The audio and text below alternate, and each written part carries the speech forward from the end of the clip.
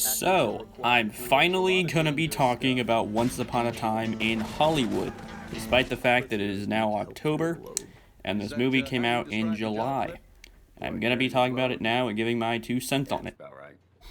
Now, before I get into all the nitty gritty of what makes this movie great, yeah, this movie's great. I feel like that's kind of a given, but I just had to say it now because a lot of people are probably wondering what I thought about it, and yeah, it's great.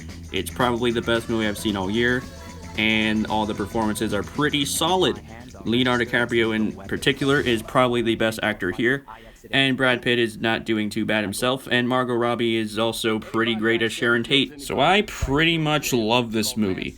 It was essentially, and I've heard this from many people, so it's not coming from me, it was essentially a love letter to classic Hollywood, which as a fan of classic Hollywood, I was definitely a fan of.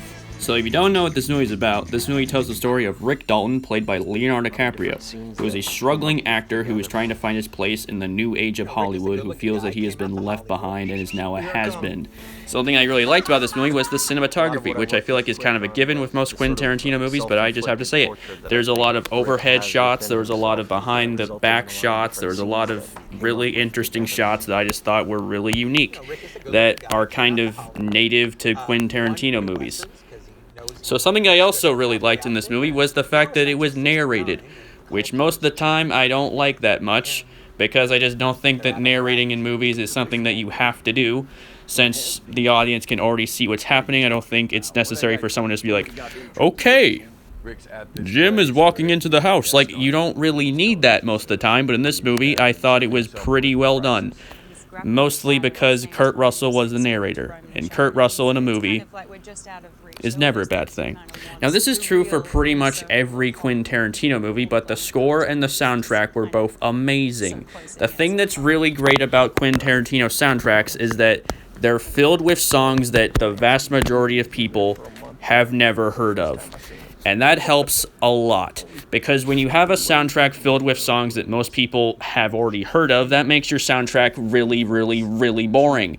But if you have your soundtrack filled with songs that the vast majority of people have never heard of, that makes it a lot more interesting. That makes people want to seek out your soundtrack and listen to it. And I think that that's really clever. The screenplay was also really great, which also shouldn't really be that much of a surprise, seeing as Quentin Tarantino screenplays are often perfect. The screenplay in this movie was pretty natural.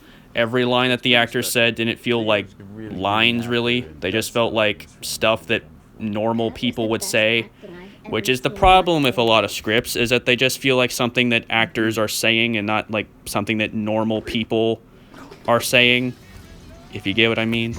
Now, I know that the inclusion of Bruce Lee in this movie has bothered quite a lot of people because of his depiction. Personally, that did not bother me. You know why? Because it's a fantasy. Nothing in this movie is real. Even though it has real people, it's not real. It's a fantasy, and that's what a lot of people forget. So in conclusion, Once Upon a Time in Hollywood is probably the best movie, or not probably, it is the best movie I've seen all year. Well, there's still 3 months left in the year, and so anything can happen, but I doubt there's going to be another movie that will be as good as this. And I have zero problems with it. In my mind, this is as close to perfect a movie can get. So my final grade for this movie, not so surprisingly, will be A+.